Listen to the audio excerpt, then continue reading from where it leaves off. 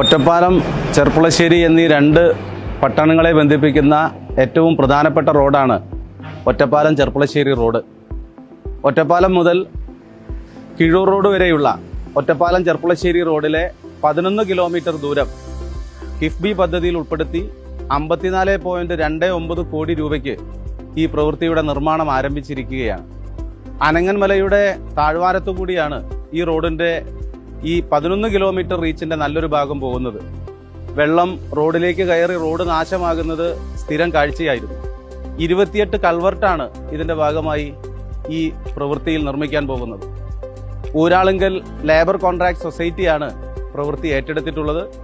2026 March മാസം വരെ പ്രവൃത്തിക്ക് കാലാവധിയുണ്ട്.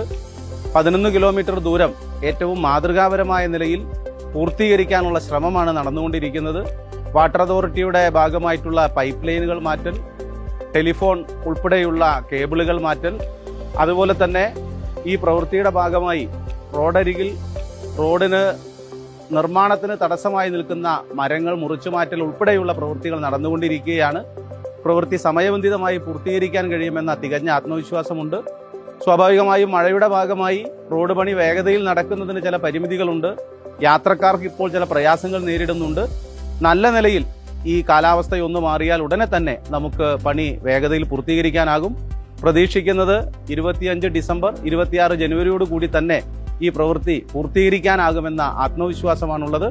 ഒറ്റപ്പാലം ചെർപ്പുളശ്ശേരി റോഡ് BMMBC നിലവാരത്തിൽ പൂർണ്ണമായും പൂർത്തിയാകുന്നതോടെ നമുക്ക് നാട്ടിലെ ജനങ്ങൾക്ക് ഏറ്റവും നല്ല നിലയിൽ യാത്ര ചെയ്യാൻ കഴിയുന്ന ഒരു സൗകര്യമായിരിക്കും ലഭ്യമാവുക. ഷൊർണൂർ മണ്ഡലത്തിന്റെ ഭാഗമായിട്ടുള്ള റോഡാണ് ഒറ്റപ്പാലം ചെർപ്പുളശ്ശേരി റോഡ്.